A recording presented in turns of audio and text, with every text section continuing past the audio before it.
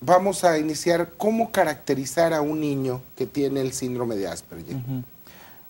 Bueno, fíjate que a lo largo del siglo XX que empezaron a describirse esos niños, sobre todo de los años 40 para la fecha, ha habido mucha similitud entre lo que es el síndrome de Asperger y el autismo, ¿no? Entonces a los especialistas les ha costado trabajo hacer esa separación, ¿no? Poder establecer esa frontera entre lo que es el trastorno autista y el síndrome de Asperger. De hecho, técnicamente el síndrome de Asperger con ese nombre ya no existe porque en mayo de este año se publicó el Manual Diagnóstico y Estadístico de los Trastornos Mentales de DSM-5 y lo quitó para incluir el síndrome dentro de una categoría más amplia. El espectro autista. Ajá, el trastorno del espectro autista, ¿no? Que ahí entraría el autismo como tal, como lo describió Leo Kanner en los 40, y el síndrome de Asperger. Que es curioso porque si seguimos la historia de las descripciones, en el mismo año, en 1943, por un lado Kanner en Estados Unidos describe a estos niños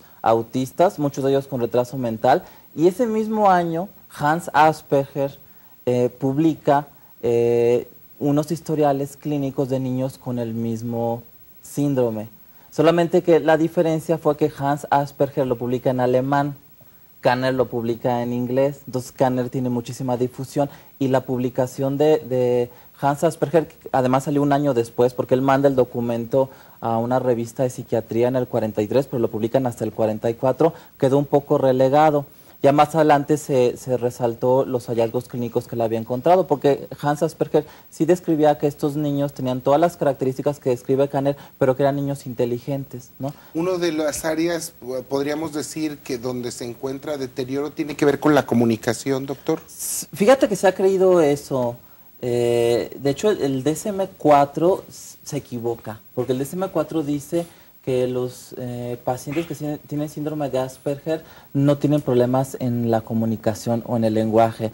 Y haciendo estudios finos de lo que es la comunicación se dan cuenta que sí, porque muchos especialistas se olvidan de una dimensión del lenguaje que es la dimensión pragmática, ¿no? Esa capacidad de meter ese mensaje alterno en una frase. Por ejemplo, uso mucho yo un ejemplo que, bueno, que resulta muy práctico para entender esto. Si un chico con síndrome de Asperger tiene la tarea en casa de sacar la basura y no lo ha hecho, la mamá puede decirle, oye, la basura ya está empezando a oler mal. Lo que mamá quiere decir es saca la basura, ¿no? Pero el chico con síndrome de Asperger no ve ese mensaje pegado, lo interpreta literal, entonces el niño puede rociar aromatizante en la casa, ¿no? Porque mamá dice que huele mal la basura. No entiende que mamá quiso decir saca la basura.